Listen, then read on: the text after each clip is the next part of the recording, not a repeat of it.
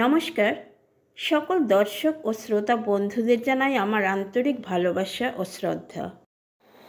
Chicago ধর্মসভায় প্রথম দিনের বক্তৃতাই স্বামীজিকে আমেরিকার জনসাধারণের কাছে বিখ্যাত করে তুলেছিল।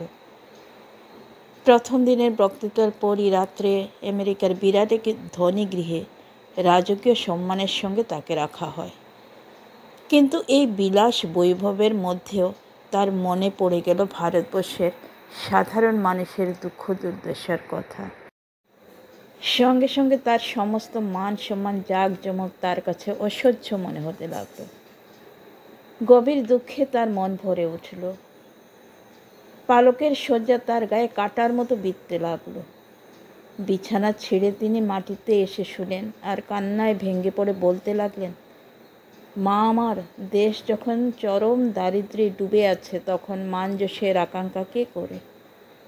আমরা ভারতবাসীরা কি গরিব, কি দুর্দশার মধ্যেই আমাদের এসে পড়েছি।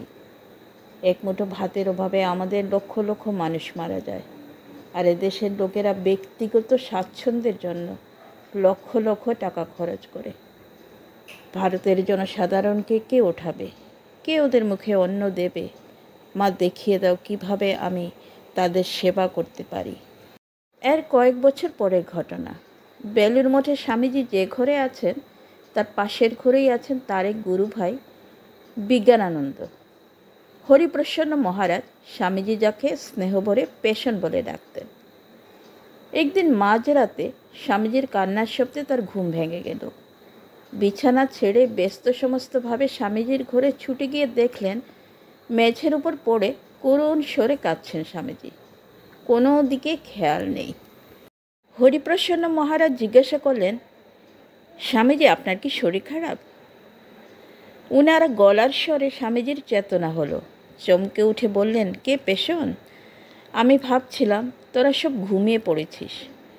শরীর খারাপ হয়নি, দেশের দুঃখ দৈন্য দুর্দশার কথা ভেবে ভেবে আমি ঘুমোতে পারছি না। মনটা বেদনায় ছটফট করছে। তাই ঠাকুরের কাছে প্রার্থনা করছি এদেশের সুদিন আসুক, দুর্দিন চলে যাক।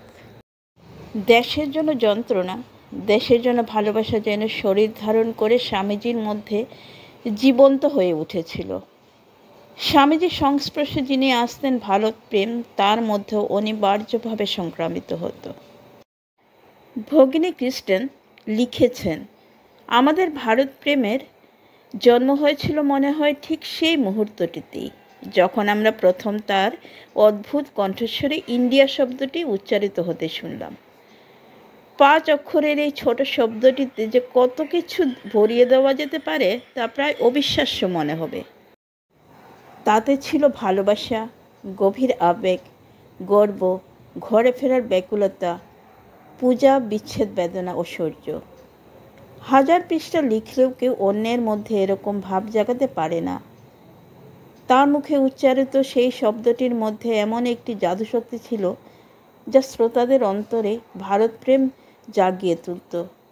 তারপর থেকেই চিরদিনের জন্য ভারতবর্ষেও হয়ে উঠত তাদের অন্তরের আকাঙ্ক্ষিত ভূমি। ভারতবর্ষ সম্পর্কে সব কিছুই, ভারতবর্ষের মানুষ, ভারতবাসীর আচার ও ব্যবহার ও রীতিনীতি, ভারতের ইতিহাস, সংস্কৃতি, আধ্যাত্মিক ধ্যান ধারণা ও শাস্ত্র, ভারতবর্ষের নদ নদী, পাহাড়, পর্বত, স্থলভূমি সব কিছুই তাদের কাছে হয়ে উঠত আকর্ষণীয় ও জীবন্ত। আজকে এই পর্যন্তই বন্ধুরা। ভিডিওটি দেখার ও পাশে থাকার জন্য আপনাদের জানাই অসংখ্য ধন্যবাদ।